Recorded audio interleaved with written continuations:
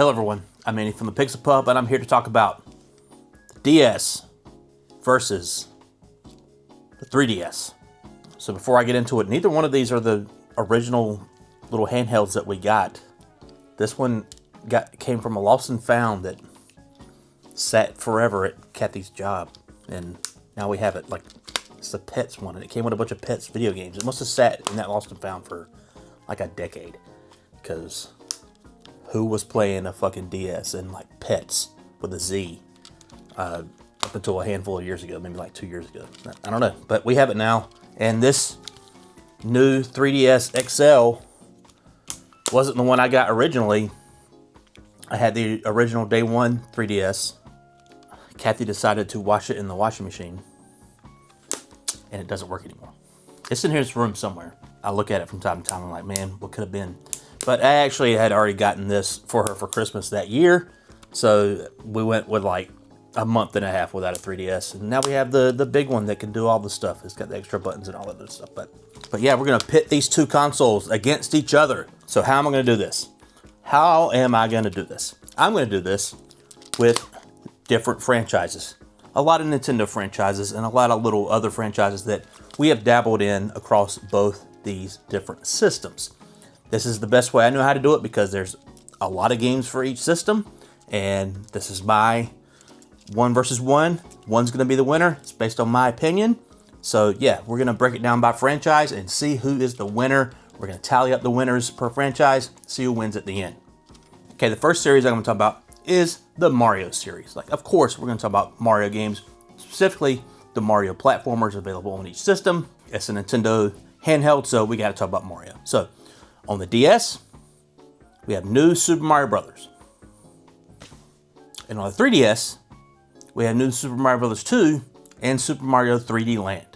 Now, New Super Mario Brothers came out late into the DS cycle. It was it introduced the new way of playing Super Mario Brothers in the 2D style, and they kept on going with that up until the 3DS with New Super Mario Bros. 2. But they made like, or even the Wii U, they had New Super Mario Bros. U, Super Mario Brothers, New Super Mario Bros. On the Wii, stuff like that. It was kind of, the people I listened to in the gaming media at the time was kind of divisive. It was like, yeah, this is fine. It just didn't have a lot of the inventiveness of the older Mario games. And then you compare that to the 3DS catalog here with New Super Mario Bros. 2, which is just more of the same, but they introduced the coin gimmick where it's like, hey, get 1 billion coins or 1 million coins or whatever it was, and that was kind of like the ultimate goal of the game. I played through it, I beat the final boss, I didn't even come close to 1 million coins or whatever it was, and it was fine. It's a fine little platformer. What really stands out here is Super Mario 3D Land, which is a fun 3D platform on the 3DS. It was awesome to see a handheld be able to do this type of stuff on with a 3D Mario game, and a brand new one. And it was one of those things where you play through the game and like, this is fine, you know, this is cool. And oh my God, there's a whole nother 8 worlds to explore, and it really opens up, and it's like, this is the real challenge. I love that. It was super awesome. So between those two catalogs on the 3DS and DS, who wins? It's the 3DS. Not even close. Super Mario 3D Land stomps both of those games, really. It could be New Super Mario Bros. 1 and 2 against Super Mario 3D Land. Super Mario 3D Land is going to win all day long. It's one of the best games on the 3DS. One of the best Nintendo handheld games, period. Okay, next up, we got the Legend of Zelda games. So, on the DS, we have Phantom Hourglass and Spirit Tracks. And on the 3DS, we have Ocarina of Time and Majora's Mask, the remake of the N64 games, and A Link Between Worlds. So, on the DS, Spirit Tracks and Phantom Hourglass. I never played Phantom Hourglass, or no, I've never played Spirit Tracks, rather, but I did play Phantom Hourglass because I'm a big Zelda fan. I'm super excited. And the big gimmick with those games is that you controlled Link and just about everything, really, on the touchscreen. Use the stylus to move Link around, use it to tap to hit enemies, and kind of roll, do a little circle and doing the roll. You can do like map how your boomerang's going to go around a room. And Phantom Hourglass specifically, you can get on a boat and you can map the way you're going to sail around the sea with the touchscreen. And you know what? I don't like Phantom Hourglass. I think it's a really bad game. I remember playing it, and just trying to do the basic role. It was like, it's not working. It's not working. Like, nothing felt good at all about it. I didn't like it so much that I'd never played Spirit Tracks. But on 3DS here, we have the 2 remakes. Ocarina of Time, one of my favorites of all time. In its best form, Majora's Mask. People like Majora's Mask. I like Majora's Mask. Not as good as Ocarina of Time. In its best form. And Link Between Worlds, one of the best Zelda games of all time. So freaking good. I really want to replay it here at some point, because when I did play it, I devoured it like a man who hadn't ate in days trying to eat some crackers. I beat it in like 2 sittings. It was so freaking good. So, who wins? So obviously, the 3DS wins, in my opinion, in this category, because these 3 games, the other 2 can't even touch. It's not even close. Like, 3DS wins all day long with this one for me. Okay, next up, we're going to do some non-Nintendo franchises here. Let's talk about the Final Fantasy games on each system. And I'm going to pull up my phone because there's a lot to talk about here. So, on the DS, over here, we have the remakes of Final Fantasy 3 and 4. We have Final Fantasy Rings of Fate, Final Fantasy Echoes of Time, Final Fantasy The 4 Heroes of Light, Final Fantasy Tactics A2, Grimoire, I think, Grimoire of Fate, something like that. It has a subtitle. And Final Fantasy 12 Revenant Wings. Over here on 3DS, we have Final Fantasy Explorers and Final Fantasy Theatrhythm. So, on the DS, we have the remakes of 3 and 4, which I played 3 when it first came out, and man, that's stupid hard. It's very hard, but it looks really good. It was just a good idea at the time to finally release Final Fantasy 3 in America. That was its first release here in the West, and we got to play it. It's stupid hard, but hey, that's what it is. And then 4 came a little bit later, and they also made it harder because the original Final Fantasy 2 that we got here and on the Super Nintendo was dumbed down because Japan thought we were all idiots, and you know, they're probably right. Then we got Rings of Fate and Echoes of Time, which are like the kind of action RPGs, Diablo-like, where you're collecting a lot of loot, and like, there's a big multiplayer focus where you run around as 4 different characters, and you know, action RPGs, fighting people, pushing blocks around, stuff like that. Like the 4 Heroes of Light, which I've never played, I think is more akin to like a throwback to like a Final Fantasy 1 type stuff, you know, super turn-based. I haven't dealt with that as much. Then you got the sequel to Final Fantasy Tactics Advance, Final Fantasy A2, which I haven't played because I didn't really like Final Fantasy Tactics on the Game Boy Advance with the judge system and stuff like that. It wasn't for me. Nah. And we got Final Fantasy 12 Revenant Wings, which is like a real-time strategy game where you're like maneuvering around little like enemies that would be in Final Fantasy 12, but you're controlling them and you're circling different, you know, units and tell them to go different places and stuff like that. It always seems like a really cool idea that I wanted to play back in the day, but I still haven't to this day. So now, on the 3DS side, we have Final Fantasy Explorers, which we have, and I played a little bit of, and to my knowledge, it is just a Final Fantasy version of Monster Hunter, where you could get like special Final Fantasy gear and stuff, and like I think you can unlock other like characters from Final Fantasy and stuff like that. I didn't like what I played. I'm not a Monster Hunter person at all. That is what it is. But then we have Final Fantasy Theatrhythm, which I have played. I think it was Final Curtain Call, whatever is the one that I played, which I had a ton of fun with. It's a rhythm game based on Final Fantasy music where you're tapping the screen to the music and stuff like that. It's amazing. It's such a good time. They have remade it for modern systems like the PlayStation and the Switch. I still think the 3DS version is the best because of the tapping and stuff like that. It makes more sense with the game they designed to be a touchscreen game. So what wins? Well, I really like Final Fantasy Theatrhythm. It's probably my favorite game of all these that I've listed. But for the sheer amount of Final Fantasy games that they put out on the DS has to win this one. You got the remakes of 3 and 4. You got the brand new games like 4 Heroes of Light and the action RPGs of Rings of Fate, or Ring of Fates, I think is actually what it's called, and Echoes of Time, stuff like that. Like that's far and beyond what they even tried to do on the 3DS. Like it's not even close. I really like Theatrhythm, but just the catalog available on the DS makes it the winner. Okay, next up is something Kathy's looking forward to. Is Dragon Quest franchise on the DS and the 3DS. So, strap in. On the DS, we have the remakes of 4 and 5 and 6. We have a brand new game in Dragon Quest 9.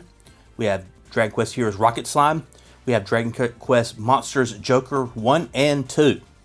It's a lot. On the 3DS, we have the remakes of Dragon Quest VII and the remakes of Dragon Quest VIII. Obviously, the remakes of those three games, 4, 5, and 6, on the DS mean a lot because taking Famicom and Super Famicom games and scaling them up and making them look polygonal and all this fun stuff, and still keeping them true to the spirit of Dragon Quest. You got that brand new game in 9 that's exclusive to the DS. It's still the only place you can play Dragon Quest 9 is on the DS. And you got Rocket Slime, which is one of Kathy's favorite games. And you got the Joker's games, which is Dragon Quest Monsters, which started out on the Game Boy Color, I believe. They can keep making more of them, where it's like their Pokemon clone. All that stuff, pretty big deals in my opinion. And Dragon Quest V, by a lot of different people's accounts, one of their favorite Dragon Quest games of all time. It's my favorite Dragon Quest game, as a matter of fact. And then on the 3DS, you have the remakes of Dragon Quest VII and the remakes of Dragon Quest VIII. Dragon Quest VIII, probably my second favorite Dragon Quest game of all time. I originally played it on the PS2. I haven't played the 3DS version. Dragon Quest VII, I've never really touched. We have the PS1 version and the 3DS version. But I think a lot of people's big criticism of that game is that it's just way too long. Even with the 3DS remake where they try to trim it down, I guess they didn't trim it down enough, and now they have the big one coming out on PS5 and Switch and stuff like that, the reimagined Dragon Quest VII, where they've cut down even more. It's just, I guess that game needed an editor. But yes, what wins? So just like the Final Fantasy catalog here, the DS, it's just too much to defeat. It wins by sheer numbers. 4, 5, 6, all great games, especially 5. 9 is a really, really good Dragon Quest game. It's amazing. Rocket Slime, I haven't played it, but Kathy loves it, so I already know someone in this house really loves that game. And the Joker series, the Monster series, Kathy hasn't played yet, but I'm betting they're good. Even without those, it would probably still be the DS that wins this category. Okay, next up, going by my list here, we got the Castlevania series. One of my favorite series, especially after Symphony of the Night. I love some Metroidvanias. So let's start out on the DS. We have Castlevania Dawn of Sorrow, Castlevania Portrait of Ruin, and Castlevania Order of Ecclesia. And on the 3DS, we have Castlevania Mirrors of Fate. So, over here on the DS, Castlevania Dawn of Sorrow is one of my favorite Castlevania Metroidvanias. I only just completed it with the Castlevania Dominus series. I played it on the Switch. Had a damn good time with it after trying it a couple of different times. I have the DS version. I bought it on the Wii U.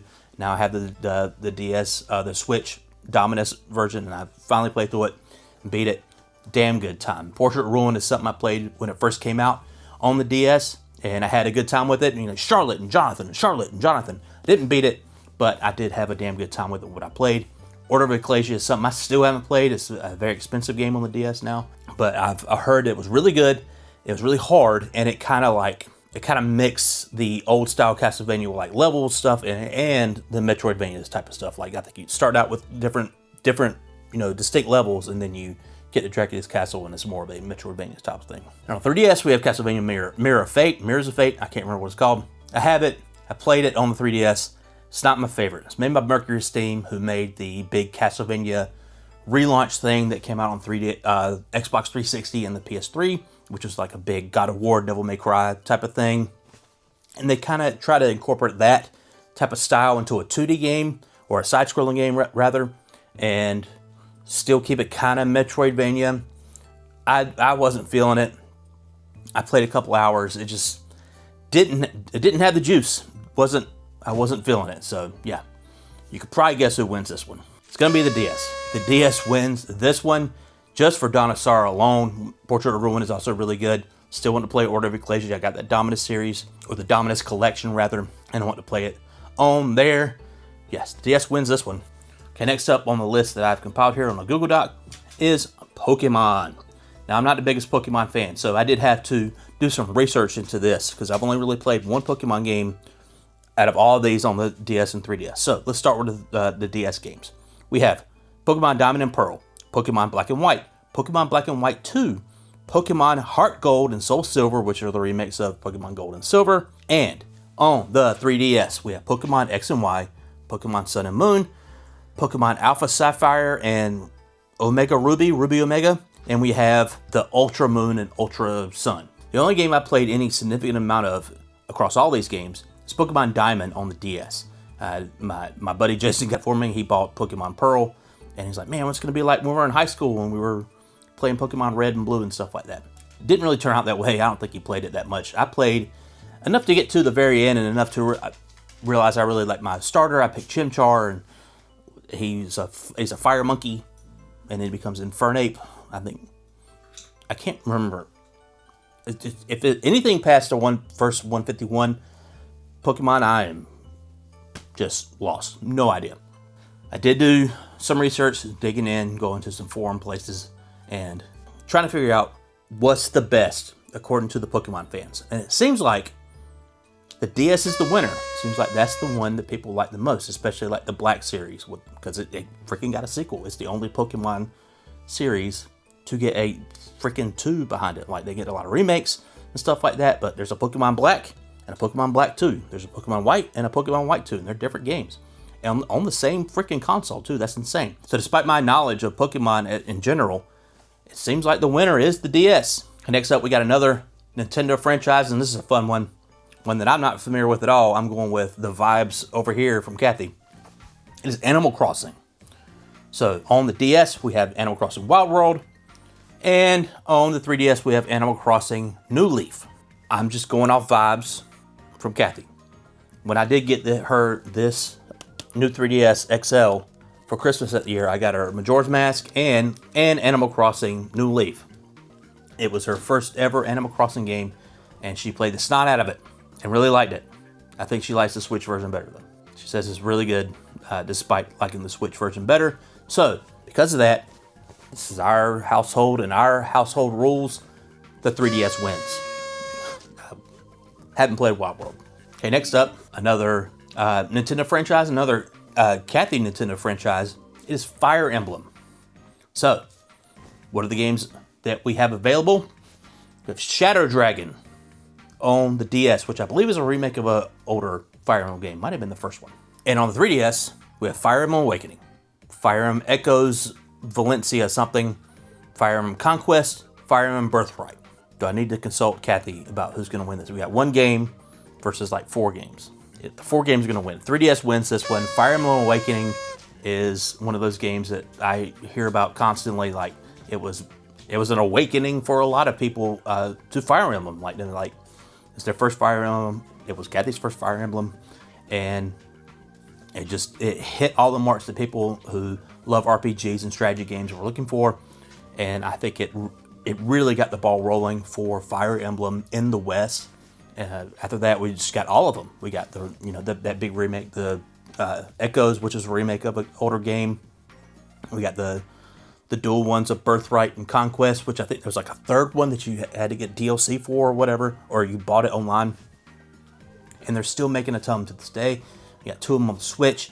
There's another one coming out for the Switch too. So yeah, I think Awakening was the one that just really blew that market wide open for Nintendo. So yeah, 3DS wins. So this next one's it's just for me. I did this one because I just wanted a little odd game thing to have a versus against, and just it was like a thought experiment for myself. So this is like a weird game category. So on the DS, I picked Retro Game Challenge, and I do have Retro Game Challenge 2 that did not come out over here, but the DS was region free, so I could play it. It just wasn't in English. And on 3DS, we have Tomodachi Life. So these games are nothing like one another. Retro Game Challenge 1 and 2 are a collection of retro games that are not real. It's basically based on the Game Center's CX TV show that aired. I haven't kept up with it in probably a decade or more. In Japan, with Arino, Chief Arino, he tries to play through old hard games, and he's a comedian. And he gets really flustered, and it's supposed to be funny. It is funny. I used to watch a bunch of translated episodes back in the day, and it was great. And they made their own game, and it got released over here as Retro Game Challenge, and it's like playing a bunch of fake, old NES games, and it was a good ass time. And it was like wrapped around it in this wrapper of just like, oh, you're these two kids playing these games, and every so often you would get like magazines and you'd read about, oh man, there's this cheat code for this game, and you go to play it and you put in the cheat code, it's, oh, you can do this other stuff, and you get the strategy guide and stuff. It was just a really well done thing. And Game Center CX2 was more, it had more of that, and it had like handheld games in it as well, and the last game was like basically like a Super Nintendo game. Biscuit is really into this. But it was all in Japanese, so that whole wrapper around it and all this other stuff, and there was a visual novel there too that it was all in Japanese. I had to find a guide just to know what to pick, so a lot of that charm that was in the first one was kind of lost on me because it was all in Japanese. Then we have Tomodachi Life, which is utter insanity, and it's getting a sequel on the Switch too, or I know it's coming on the Switch as well, I believe, and I'm so excited. This game is so freaking weird. One of my favorite things to do in that game was make my friends sing stupid songs about, dookie and penises and stuff like that. It's hard to describe. It's like making a terrarium of a bunch of me's, and you just watch them every day and doing dumb stuff. It was just a fun time. So despite my love for retro games and my love for retro game collections that didn't actually exist, like this, like Retro Game Challenge and UFO 50, Tomodachi Life has to win. 3DS wins because it's such a freaking good game. It's so freaking wild. I can't wait for that sequel. Okay, the last little category here that I picked were some RPGs that we have available on each system that we have messed around with and what we think about them. So, on the DS, with Suikoden Tearcrease, Radiant Historia, and the port of Chrono Trigger from the Super Nintendo. On the 3DS, it's a bit longer list here. We have Radiant Historia Perfect Chronology, which is a port of the DS version, but with a bit more stuff. We have Bravely Default, Ever Oasis, Mario & Luigi Superstar Saga, Tales of the Abyss, and Xeno Chronicles 3D. So, this is a weird one. I know the weird category was previously, but this is a weird one because there are a ton of RPGs for each system. This is like, if you are an RPG lover, you have to own the 3DS specifically because you can play DS games on it. But, when around the PS2, GameCube, Xbox era, when, turn-based RPGs started to dry up and they weren't coming out over here, they went to the handhelds, they went to the GBAs, they went to the DS and the 3DS and the Vita and the PSP and stuff like that. That's where they lived. There were so many RPGs. So to do a comparison between all of them would be ridiculous. And this is my video, my opinion. So I'm going to call it like I see it with what I know. Suikoden Tearcrease was a fun, RPG in the Suikoden series. I think the last one that was made. And Kathy played it. She really liked it. I remember at the time people were, kind of talking some mess about it because it wasn't the same as the rest of the Suikoden series. Like, Suikoden was always like 6 characters in a battle, 108 Stars of Destiny, and Suikoden Tearcrease kind of changed all of that. I think it was 4 characters per battle. And Radiant Historia, Kathy also played. She really had a good time with it. And it's kind of a love letter to maybe like a Chrono Trigger. Like, there's a lot of time travel and stuff like that. I haven't played it. That's the game I want to play this year on the 3DS. I'm super excited to finally play it. I've had a clearance copy of Radiant Historia Perfect Chronology on the 3DS for years now. I'm finally going to play it. And, of course, Chrono Trigger, one of the best games of all time, ported to the DS, but it is basically just a port. It has, the anime cutscenes from the PS1 version, and it has a map on the bottom of the screen, and it has, I think it added, one extra dungeon that was cut from the original game. But over here on the 3DS, you have Radiant Historia Perfect Chronology, which is Radiant Historia, which was a damn good game, according to Kathy, but more. And you have Bravely Default. Bravely Default was a flawed game at its end, but my God, it had a great battle system. It had a great thing that they did with random battles. It was a random battle game. It was a game with random battles, but in the menu, you could either turn the battles off or make them happen twice as often if you wanted to grind or something like that. You turn them off if you're at the end of a dungeon, you just want to, not battle anymore. Great time. fun job system, all that stuff. Ever Oasis was something I played a little bit of. It's like from the guy who made Secret of Mana, and it's like this action RPG with this town building type of stuff in it too. Kathy really loved it. It's one of her favorite 3DS games. Wasn't my favorite, but her vote counts in this too. Mario & Luigi Superstar Saga, the remake there. Excellent game. They didn't do a ton to it. It's got a graphical refresh. They added that Bowser's Minions thing to it as well, which I haven't messed around with. But just purely for a map on that bottom screen. Made an excellent game, even better to play. That game's amazing. Tales of the Abyss, a freaking port of a PS2 game, a Tales game on the 3DS. Can't go wrong with that. It's one of my favorite Tales games. I freaking love that game. Awesome game, awesome soundtrack. And Xenoblade Chronicles 3D. I did really like Xenoblade Chronicles on the Wii. Despite not beating it, but I did play like 40 hours of it. I really want to give it another try, because I think there's something there that I just wasn't grasping at the time. You ever play a game where you're like, man, this is really good, but I feel like there's something I'm missing. I feel like I'm one boss battle away from just getting destroyed because there's something I'm missing with the mechanics and how to play.